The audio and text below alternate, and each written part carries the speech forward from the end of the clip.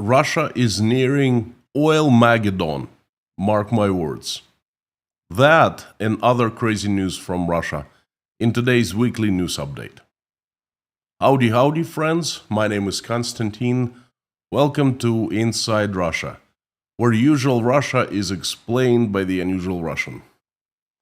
Welcome to Fridays. I give you crazy news update straight out of the mad circus that Russia has unfortunately become. First things first, there is no such absurdity that could not be realized in Russia these days. Please remember that. And the news, I call them crazy news from Russia. The news of Russia that matter, that are crazy, and that you will not find in any mainstream media. Please forgive me my voice. I'm still struggling with a pharyngitis, so a little difficult to speak. Well, I'll try to do my best. Now, I would like to start with positive news from Russia. I always like to start with something positive. As you know well, Russia has been facing big challenge with replacing foreign-made products. Replacing foreign-made products with Russian ones. The challenge is simple. There are simply no Russian products to replace with. So many foreign companies, most of them, left Russia 3 years ago, and they're trying to replace their products with own domestically made. Non-Russian people come with brilliant solutions, and I kid you not. For example, this solution. Check this out. The high-speed train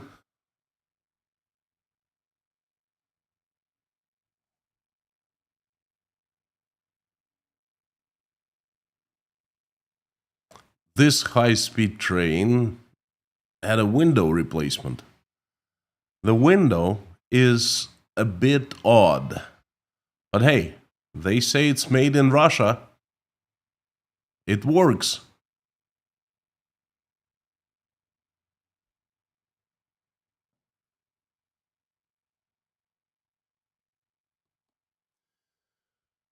Well, now I'm not sure how safe this window at high speeds. Well, the train operators and a few hundred passengers will find that out in the process very soon.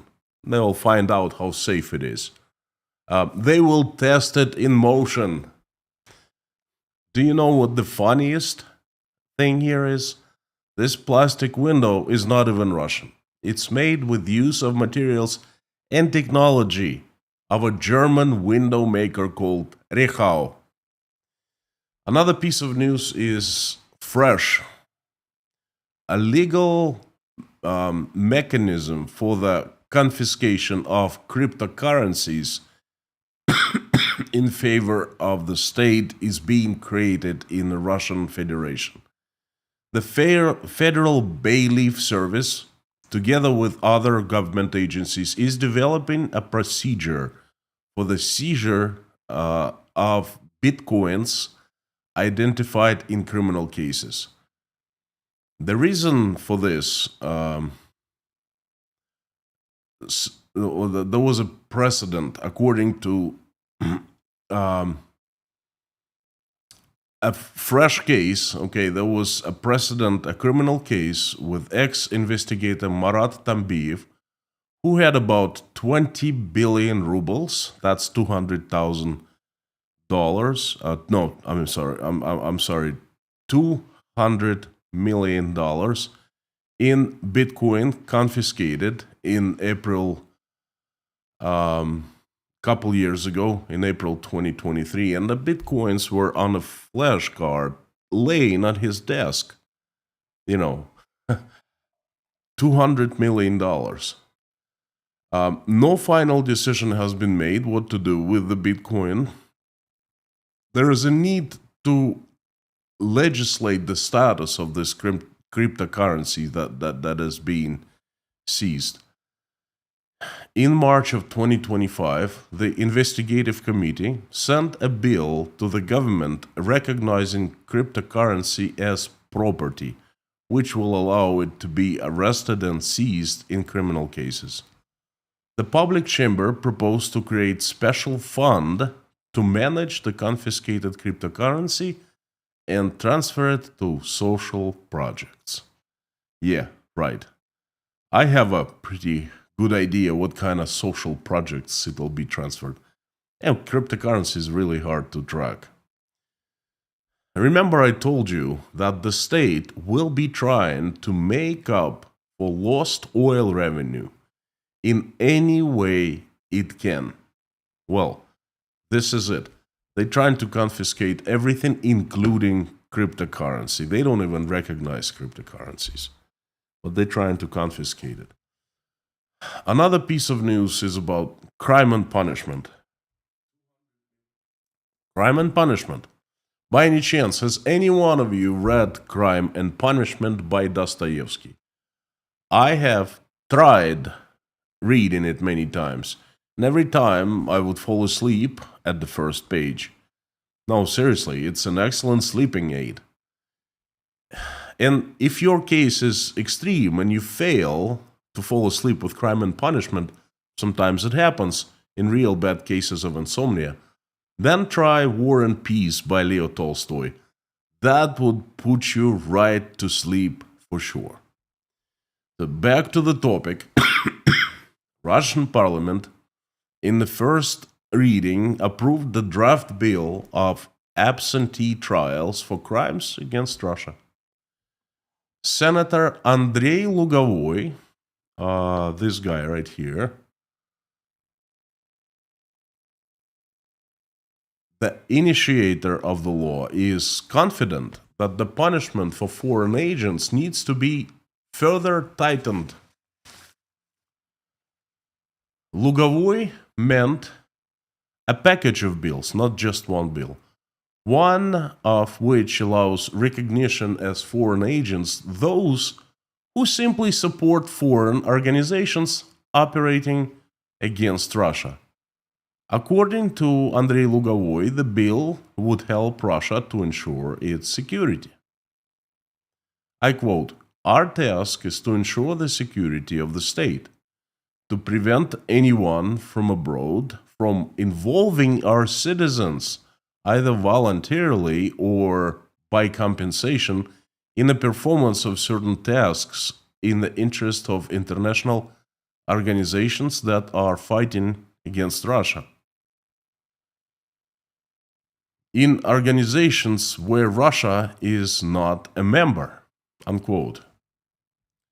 Oh, good Senator Andrei Lugovoy. Look at this guy. Look at his face. He is wanted by British police on suspicion of the murder of Alexander Litvinenko, a former KGB and later FSB officer, who came out and told public the truth how the KGB works. Do you remember the term polonium tea? Well, that's Andrei Lugovoy for you. Now the good senator is making Russia more secure by punishing those who are not even in Russia. And the courts can rule them guilty and sentence in their absence. The next piece of news is insightful.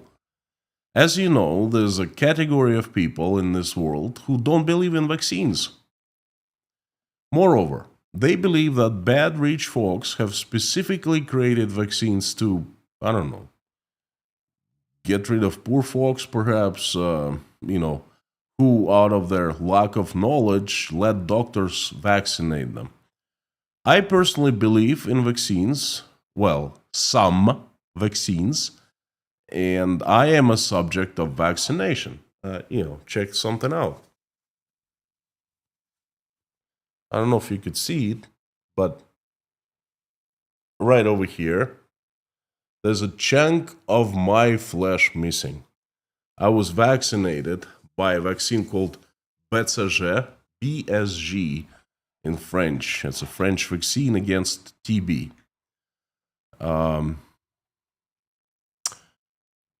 I have to mention, though, that I don't believe in some vaccines.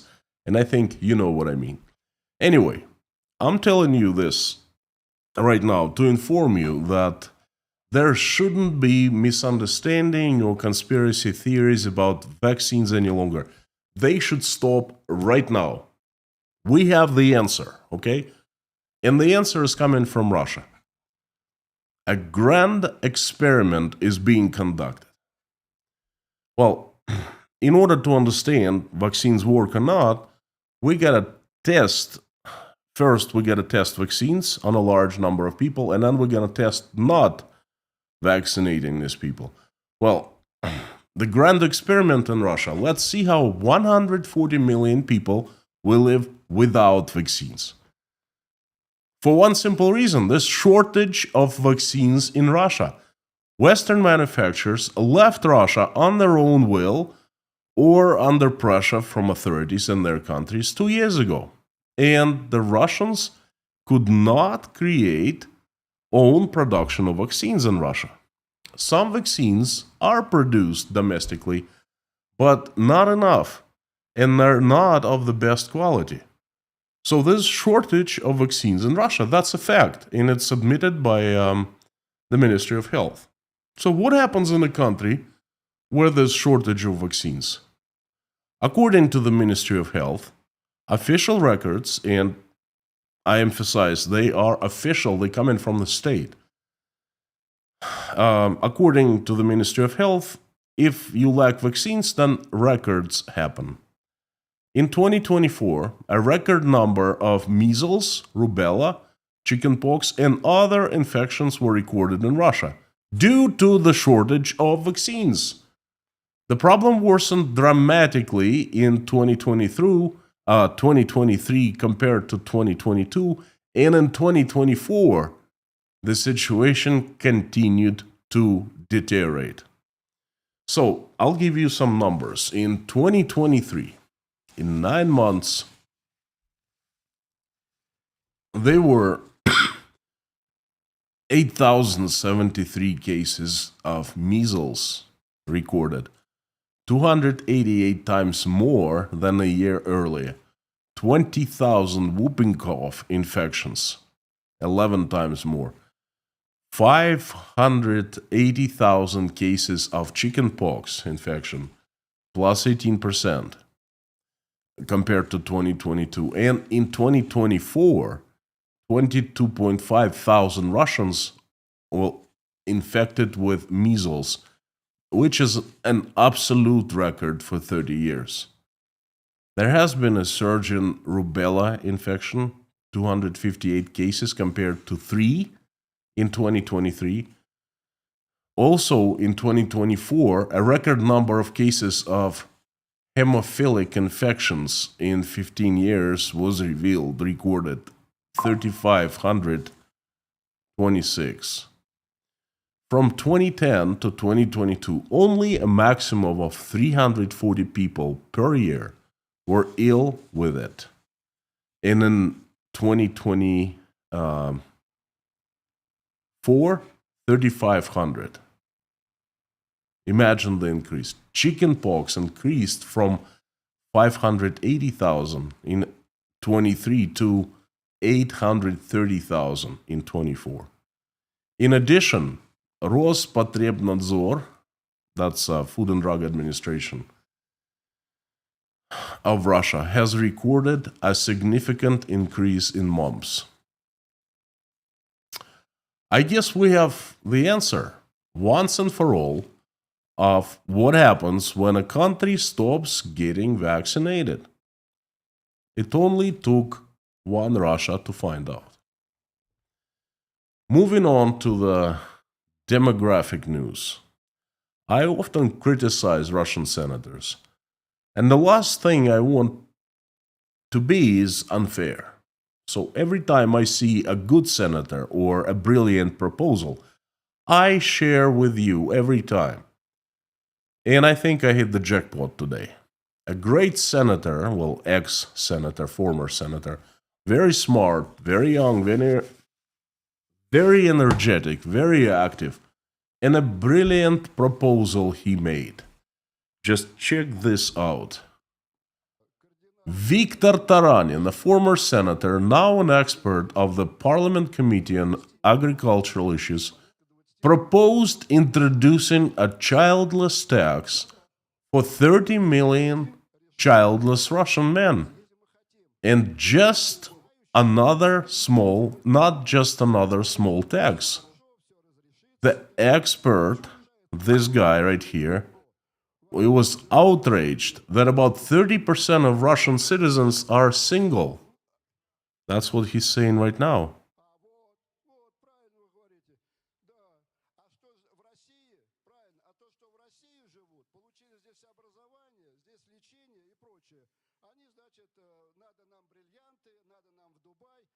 30% of Russian citizens are single and childless.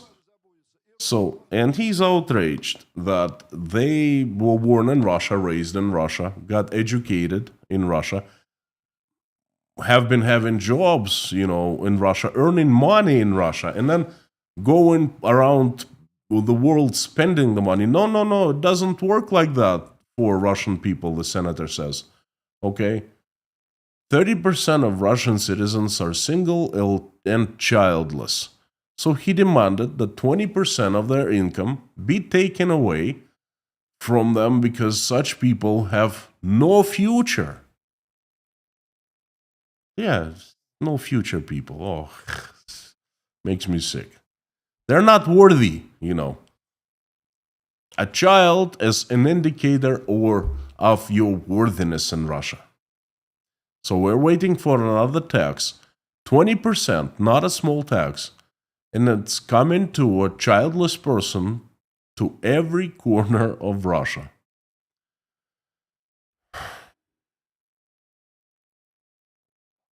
Wow. Before I move to the next piece of news, I would like to introduce 2 new taxes in Russia. Yes, me, Konstantin. I was thinking, why it's only senators, Russian senators, that introduce new taxes? I am a citizen, I'm a political activist. It's time for me to stand up and say, hey, I also want to do something good for Russian people. I want to introduce taxes, not just 1, 2. I want to introduce 1 tax on stupid initiatives and another tax on dumb senators. Huh? How about that? I think it would be a hit. Let's move to the breakthrough in Russian higher education. Again, I feel a little unfair right now because I've been criticizing a lot. I've been saying, look, it's deteriorating. Everything in Russia is deteriorating, including the system of education. And I was giving examples how my son was going to kindergarten, my kids were going to school, and anyway. I'm admitting that I was overly harsh. Russian Ministry of Education, Russian universities, they're looking for ways to improve. They're looking for synergy. They're looking for partnership. And they're doing a mighty fine job because, they've been isolated from the world community. Okay, they can't establish any connections with other universities and such. But not so. Excellent future now awaits Russian students. A representative office of Kim Sung University, which is considered the leading university in North Korea, will open its branch in Novosibirsk soon. Forgive me, I can't really speak loud because, it's out of breath. But if I could, I would be excited. I would be all over the place, My goodness, this is it. This is the breakthrough. North Koreans, The authorities plan to co-educate students with North Koreans and conduct mutual scientific research. You understand? Mutual scientific research. That's the breakthrough. Novosibirsk State University, a very good school, by the way. Jokes aside. It will also find a partner school in North Korea for the physics and mathematics school. So Russian students can study there in North Korea. And North Korean students will study in Novosibirsk. The exchange. What do I know? In my times, when I was a student, we had exchange with England, with the USA, with Canada, and so forth, but this, come on. Those are small non-significance here. North Korea, that's the exchange program. So, North Korean universities, at first I thought, wow, that's a new low for Russian educational system. But then I got it. This cooperation is not about education. No. Instead, it's about conditioning. It's conditioning of Russian students starting at fairly young age, at 18, 19, something like that, so they get used to lifestyle of North Korea. And when they get there, they will simply kind of like walk in instead of protesting, being angry. Why? We've been studying with the North Koreans. We know North Korea. We're North Korea now. Brilliant. Brilliant, brilliant, brilliant. Now, let me show you how, where in Russia, Russian people live throughout the country. You want to know? Well, this is a picture for you.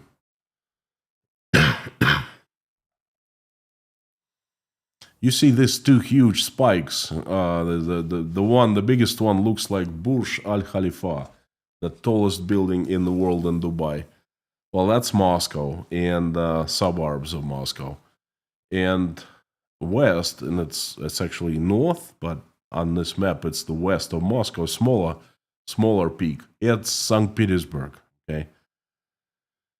Then we have a couple large cities. By the way, that's Novosibirsk, right behind Moscow in the Urals, further up north.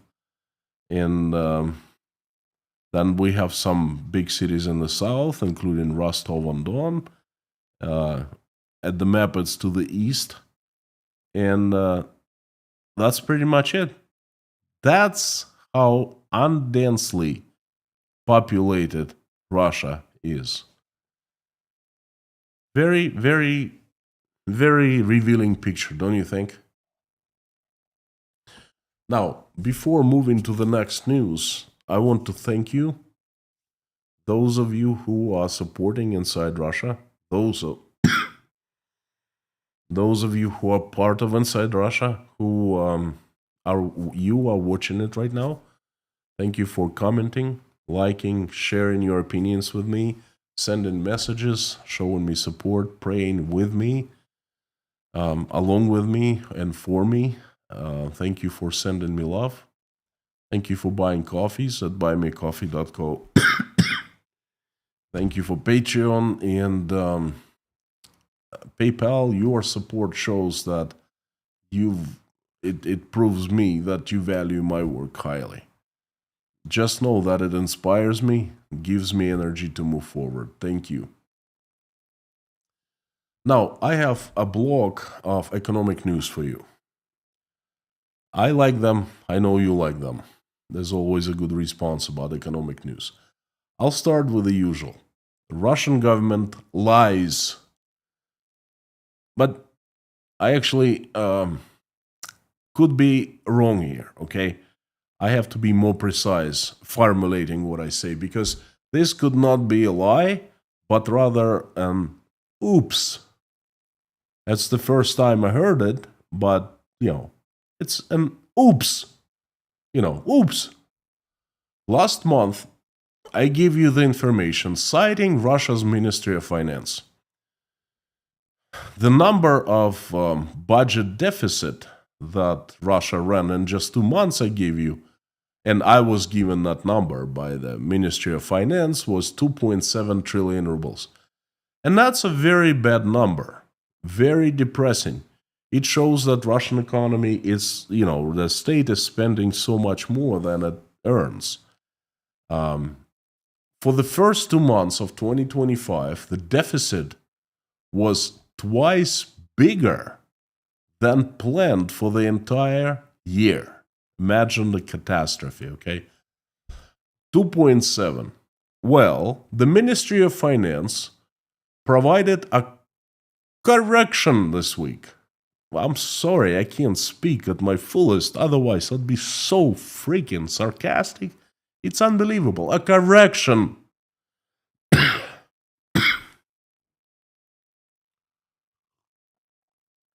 The updated data, the updated information number they gave us. Now listen to this. The federal budget deficit of 3.8 trillion rubles for 2 months, January and February of 2025. Not 2.7, but 3.8. And the explanation why the taxpayers were misinformed was very simple. Oops. The Ministry of Finance simply moved part of the tax payments scheduled for March to February. Those payments who didn't happen in March, because the data for February, they pretended that they happened in February in order to make the terrible statistics look a bit better. Oops. Now, as an economist, I've never heard anything like this before. All right. Let me know what you think. It's ridiculous. The next news is also comes from the Ministry of Finance. Oh, them folks at the Ministry of Finance. The next news is about selling bonds, borrowing. For the next 3 months, the Ministry of Finance intends to sell bonds, government bonds, for an average of 100 billion rubles per week. The ministry expects to attract 1.3 trillion rubles at 13 auctions at 13 weeks, according to the borrowing plan for the second quarter of 2025. In just a year, the Ministry of Finance needs to raise 4.8 trillion rubles to pay off the old bonds and to patch up the hole in the federal budget. The Ministry of Finance has already acknowledged that by the end of the year, it may be the budget deficit may be more than planned 1.2 trillion rubles. No kidding, Sherlock's. It just acknowledged that in just 2 months, the hole is 3.8 trillion rubles, and it's growing, and we still have 10 months to go. Now they coming back after oops, they coming back and saying, oh yeah, that's going to be, we expect it's going to be more than 1.2 trillion that we planned just 2 months ago.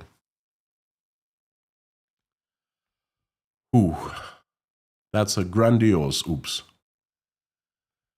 The next piece of news, the next piece of information is incredibly important, okay? Everything else is just a show of what is happening in Russia right now as a result of the war that Russia has been waging on Ukraine. But the next news about the future, one of those golden nuggets of information that gives us real situation in Russia. You see, in the country, the retirement age was raised by 5 years, right after Putin was elected the president for the 4th time. Right now, for the first time ever, I heard discussions and talks of the officials, the authorities, that in Russia the retirement age may be raised to by 5 more years to 70 years. Russian senators warned that after the completion of raising the retirement age to 65 years of age for men and 60 years of age for women, new initiatives may be introduced to raise retirement age further to 70 years of age or even higher. And they will do that. There's no question in my mind they will do that. Now, why would this initiative be discussed right now? It's a very sensitive issue in Russia. Russians get mad when they hear about their retirement going up by 5 years. Basically, the government robs them of their money, 5 years worth of pensions, right? Well, the answer is simple. There's no money in Russia to pay off pensions. There's no money. Money is gone. The war has taken everything. The sanctions are working. This is another phase of economic tsunami. And this is a hugely important news. Now, the next. Russian banks have sharply raised the price of loans.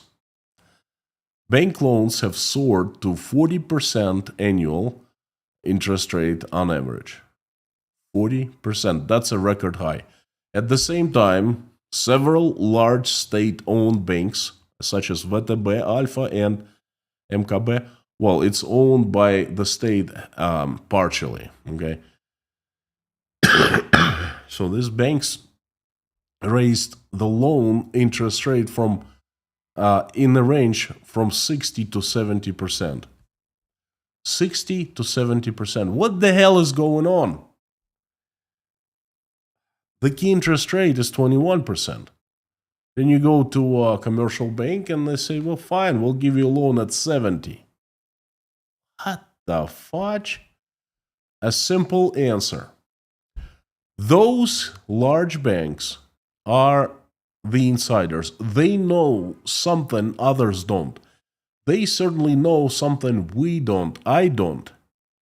And they are stopping issuing loans by increasing the rates to an astronomical level of 60 and 70%. I guarantee you no one will borrow at 60 or 70%. I wonder why they're stopping issuing loans. I think the answer is fairly simple. They don't want to have bigger effect of a domino effect ahead of Russia's banking industry. So a domino effect is coming up. Still not feeling too well, you know. Forgive me. So anyway, domino effect is ahead in Russia's banking industry. Anyone, do you think so? Otherwise, explain me. Why all of a sudden all the banks shoot up their interest to 40% and the elite, those are in the know, go to 60 and 70? Please let me know. I really would like to know in the comments. Oh, you're gonna love this. A new excise tax is about to be introduced in Russia. Starting September 1st, airplane tickets in Russia will increase in price due to a new airport repair fee. I gotta take a sip of water. Every time I start laughing, you know, it turns into cough. I apologize, but this is incredible. Airport repair fee. Airlines will start charging more for tickets and paying that money into a special federal fund, you know, created and maintained by the government. So the passengers will mandatorily bear the costs of repairing private airports all over Russia.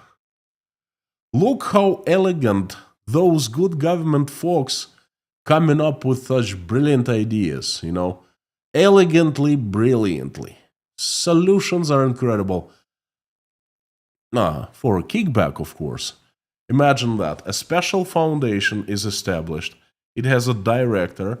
It has a few thousand people working, servicing, accountants, managers, drivers, technicians, secretaries, more managers, more secretaries, And it has a budget and, probably has a minister or whatever, a big boss. And they start ordering some works and they start spending money, and a little bit goes to the airports, which is not clear why the passengers should be paying an extra fee to repair private airports in the first place. Those government people in Russia, they're geniuses of coming up with kickback schemes, By the way, there will be many more news like that. If you want to keep up with the news, breaking news from Russia, become patron of Inside Russia. Every single day, I carefully select and post 9 news that I find important, along with my commentaries and analysis. I make them available to patrons at Patreon of Inside Russia. And I'll keep you informed on everything you wanted to know about Russia. And now you know where to look. Consider becoming Patreon. I'm going to place a link down below. Get the access to the news that matter. Now, check this out. Russian President Vladimir Putin visited Murmansk, just a regular visit, to see a monument or something like that. And his Secret Service, prior to Putin showing up, was body searching every single soldier that had already been body searched numerous times. These soldiers are called honorary guards.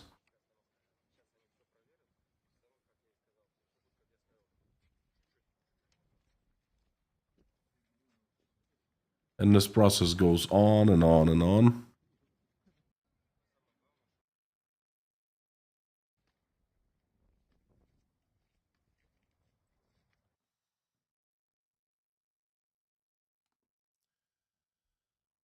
Funny, huh?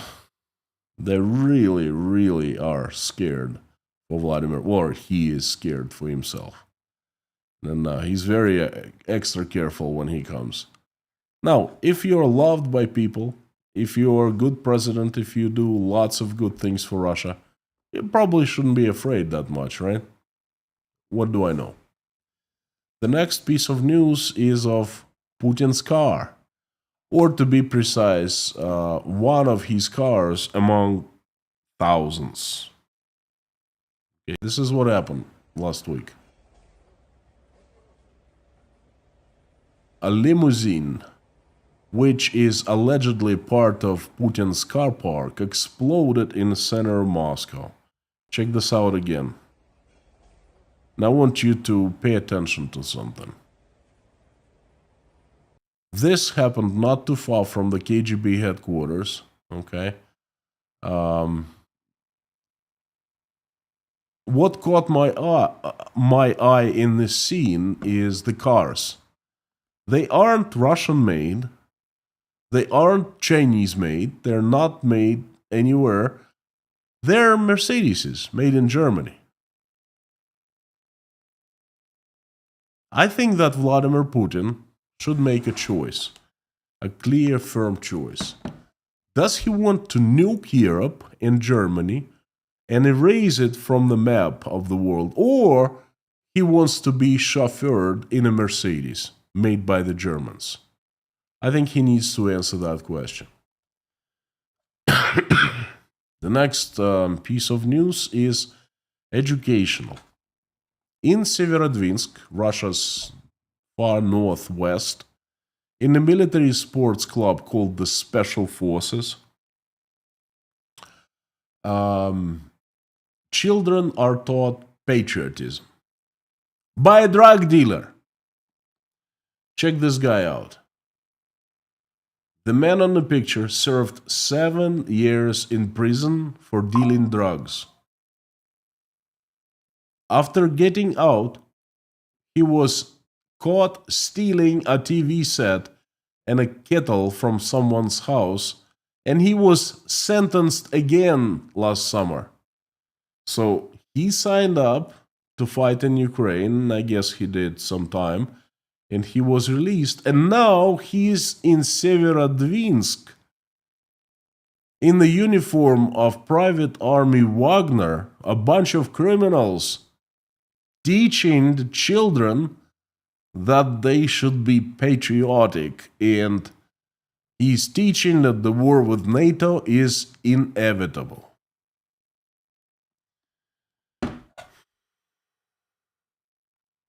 Another low. I just gotta tell you that I'm very glad that my son of Michael, who is 8 years old, does not attend the Russian school. You know, for many years, I actually wanted my child to attend Russian school. Oля and Dasha attended Russian schools for a long time, and they speak native Russian, and they got lots of culture. The same culture me and Natasha were growing up in, and I wanted for Michael as well. But after the war started, I certainly don't want him to be a part of that. I don't want him to be taught patriotism by some drug dealer. I mean, sometimes I think it's not happening. Sometimes I think it's a bad dream. That I'm still sleeping and some kind of hellish nightmare in my head, you know. It's not possible. This not possible in normal life. But it is possible. It is happening. Unfortunately, this is the reality. The next piece of news is from the home of Gulag, Magadan. Magadan prosecutor's office has begun reviewing the rehabilitation of political prisoners of Stalin repressions. Of 3,000 cases that were studied, the rehabilitations of 60 people were found that were found innocent victims in the past. Now they have been annulled. The prosecutors have found out that they were accomplices of enemy forces.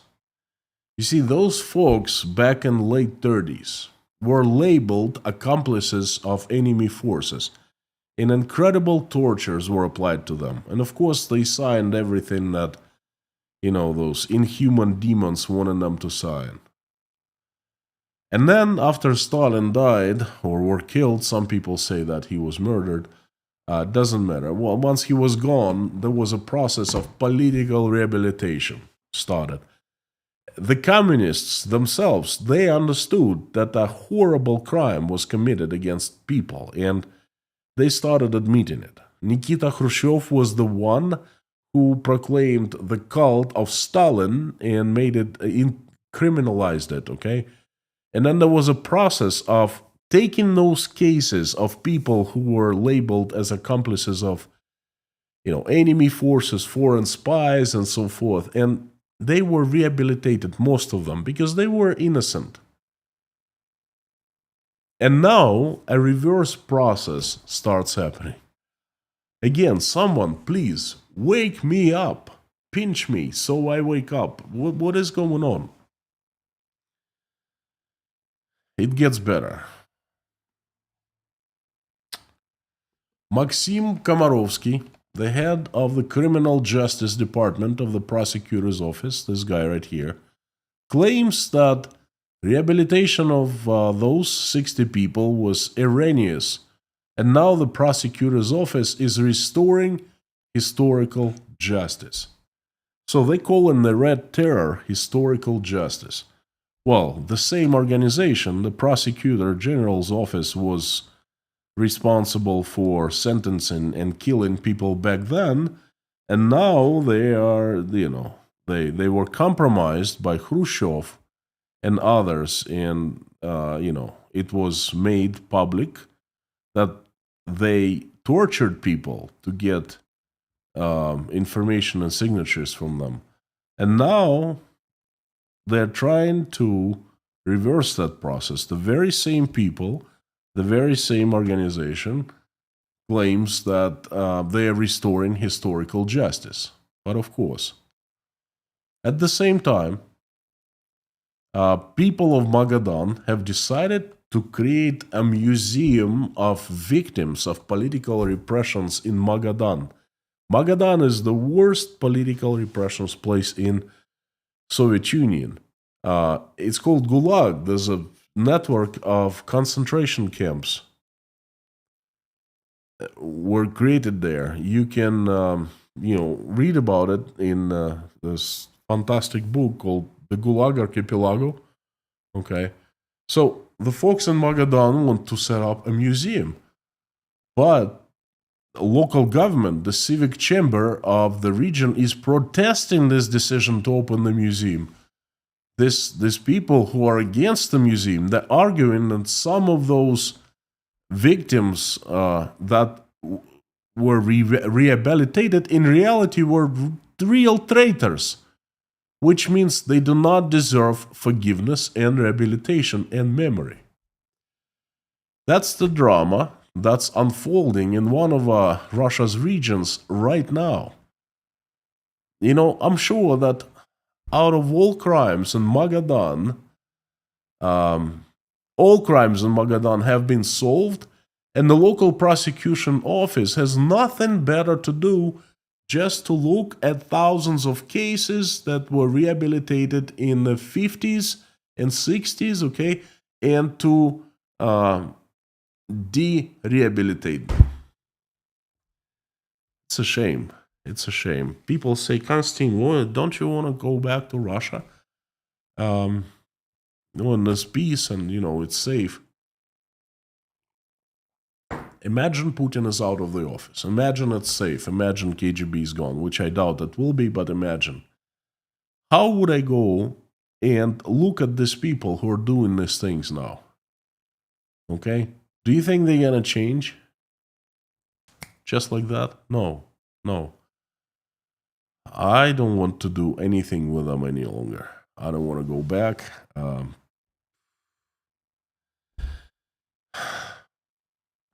Look what's happening in Russia's sports clubs these days. Oh, you're gonna like that. This is a nice video. Covertly filmed. Moscow, the capital of Russia. The riot police, accompanied by the mobilization officers, storms into a fitness club, places everyone face down, and keeps them there for some time. Check this out. Yeah, people came to do some exercises, to work out. Riot police, full gear. Tiny girls laying there, face down.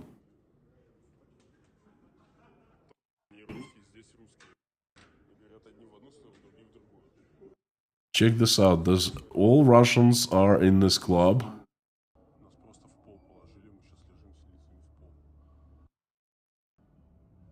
Those, when the sound disappears, this guy swears in Russian.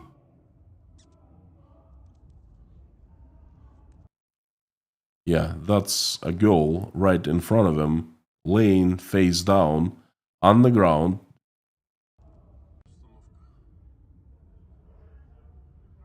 And that's Rosguardia. Riot police in full gear. They came to a gym, and it was not an operation or anything like that, So they were accompanied by the mobilization officers, and they were simply looking for Russian men to mobilize and send to Ukraine. Nice. So, what was the result of this raid? What do you think?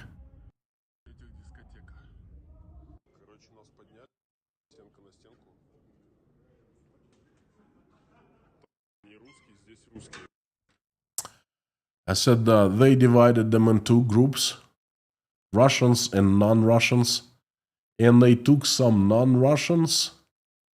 They forced to accept the summons from the mobilization offices, and they conscripted those people right on the spot.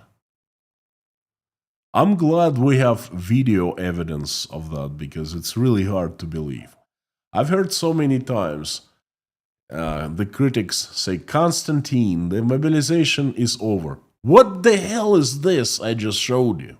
What is that? All right, before we move to the last news, I love the name. I came out with it myself, Oil Mageddon.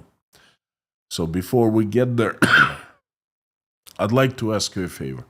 First of all, if you have not liked it, please do so now. It's taken me quite some time to prepare this, and I'm having a very hard time delivering, as you might hear right now. I usually speak in different voice. Much easier, much more pleasant. But, I'm sorry.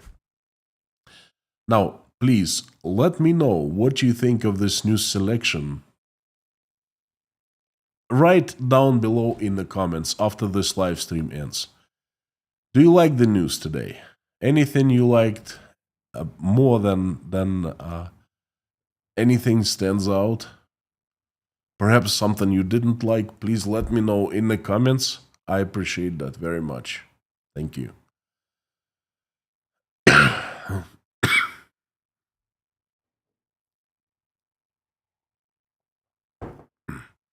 The last piece of news I call Russia's Oil Mageddon. Because this is what it is. The worst case scenario is happening in Russia. Take a look at this chart, please. Take a very good look. This might as well be called the funeral of Russian economy has begun. This is the current price for oil, sort Brent. Brent is currently trading at $64 per barrel. Not too long ago, 28th of March, it was trading at $73 per barrel. Now it's $64. Russia's sort of oil is called Urals, and it's cheaper than Brent. It's a lower quality, and it is sold with discounts due to the sanctions. So Russian sort Urals is being sold less than 64, significantly less. Some experts say usually with current discounts due to the sanctions, it sells for $10 less than Brent. So perhaps $55, $56 per barrel. Historically, oil is Russia's largest bread maker. Russia has prospered due to oil exports since, 1970s and survived last 3 years, 22nd, 23rd, and 24th, exclusively to oil exports. If you remember in 2022, the price of oil shot up. I'm sure that you remember how much you are paying for gas at gas stations in May of 2022, a lot. And you were paying to Russia. Yeah, you were paying for your gasoline, and a good part of it went to Russia to finance the war. So that's how Russia gets its money, through oil exports. Every time global oil price declines, the Russian economy goes into recession. And this time around, it's going to be much worse.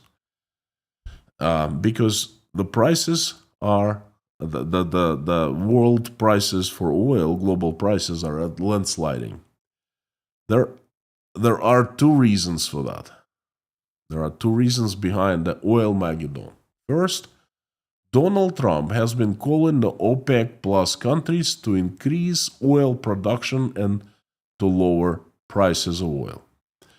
The calling seems to have had an effect, and on Thursday, 8 countries of the OPEC plus oil cartel, which includes a total of 23 oil exporting countries, announced plans to dramatically accelerate the pace of oil production. You see, what they did in the last 3 years, they were keeping oil production relatively low to keep the prices high. No more. Their acceleration of production will lower global oil prices. Since May, the key members of the organization, including Saudi Arabia, the United Arab Emirates, Kuwait, and Iraq, will increase supplies, starting May, will increase supplies by 411,000 barrels per day. And that's a record since 2020. That's the largest number. The volume of production increase will be 3 times higher than the original OPEC Plus plan. Starting April, the cartel countries have been increasing supplies, gradually reducing the quotas that were introduced in 2022. So you see that bottom line here is oil market is reshaping. And this reshaping is towards lower prices and more oil in the markets. Initially, it was assumed that every month, 8 countries of OPEC Plus would add 138,000 barrels per day to the market, but that's going to be increased to 411,000. So that's the reason number one. And that's a very significant reason. And for Russia, just that is bad news. But that's much worse news. The second reason for oil prices sliding down is the tariffs that Donald Trump has imposed on multiple countries. This is the biggest blow to America's economy since the Great Depression of 1929. The USA will be going through a huge crash test right now. And I have doubts that the US economy is strong enough to get through it. I think that the Americans will start feeling economic heat, perhaps fire, starting next week. They won't have to wait long. Higher inflation, higher prices for everything, falling real estate prices, declining stock market, decrease of jobs, increase amount of defaults and bankruptcies, and other things should be expected now. And it's not just America shot itself in the foot. It's, it's taken everyone along with it. The USA is reminding me a biblical figure, Samson, blinded, but so mighty that he grasped the pillars of the temple and pulled them down, killing himself and thousands of Philistines in the process. Only today it's not the Philistines, but it's the economies of former US allies. In other words, the West and China too. What we're seeing right now is just the beginning of a huge economic mess. And the result of this mess will be the economies will be shrinking. The biggest decline most likely will be in the USA, then in China, then in Europe and other countries too. This is a lose-lose situation. Therefore, oil will be less demanded. Therefore, oil prices will be declining further. The cheaper oil will be coming to the gas pumps, in the gas pumps near you, everywhere in the West. And the cheaper oil will be becoming, the more oil will be produced by the OPEC countries. And then even more cheaper, and it will become. It's like a vicious circle. The logic here is the oil producing countries will be making up revenues by selling cheaper oil, but in much larger quantities. Returning to Russia, the problem started appearing some time ago forced discounts on Russian oil due to the tightening of the US sanctions in 23 and 24. The sharp strengthening of Russian ruble have hit the budget's raw material revenues. In March, tax revenue from oil and gas decreased by 17% year on year. And don't forget, oil is Russia's biggest bread maker. So it decreased by 17% from March 24 to March 25 to 1 trillion rubles. And that's official data coming from the Finance Ministry of Russia. It reported on Thursday. This is very fresh information. In monetary terms, compared to March 2024, Ministry of Finance missed about 230 billion rubles in fees and taxes, which provides the government with every third ruble of revenue. The Ministry of Finance has recorded a reduction in raw material rents by almost 20% for the second month in a row. And as a result, in January and from January through March, oil and gas revenues, taxes, and fees sank by 10% to 2.64 trillion rubles. I know there are a lot of numbers here. They may be confusing. All you need to do is that the situation is very sensitive.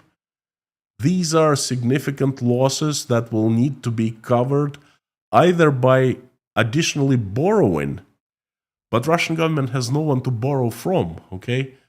It's forbidden to borrow in the foreign markets, and there's no one to borrow from in the domestic market, right? Or the losses, oil losses, can be covered by using the National Welfare Fund. Well, it's been used for 3 years, and not much reserves are left there. And what I will be covering next,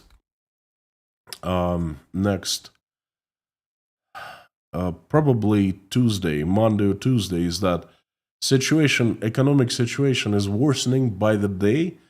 Russian central bank has announced today the news that it's going to sell out Russia's gold and foreign currency reserves. Starting this week, it'll start selling out. Again, to sum up, Russian oil is in trouble. Prices falling down. Russia does not pump that much oil, and the worst problem for Russia is that the cost of pumping, extracting oil is high, much higher than other countries, than competition. So at this current level of prices, Russia is not making any money from oil. It's losing tons of revenues. It has lost the bread maker. And this is the last cash inflow it has, okay, significant one. This is it. This is a checkmate for Russian economy. Well, this is check, okay? The checkmate is most likely coming next, and I expect checkmate happen in 2025, perhaps towards the end of the year. Things have started moving very fast. We are witnessing the economic tsunami. I have been talking about it for the past 3 years, and now it's here. It's can't even say that Russians are up their necks in the water. They're completely submerged in the water. Thank you so much for watching. Carthago delenda est.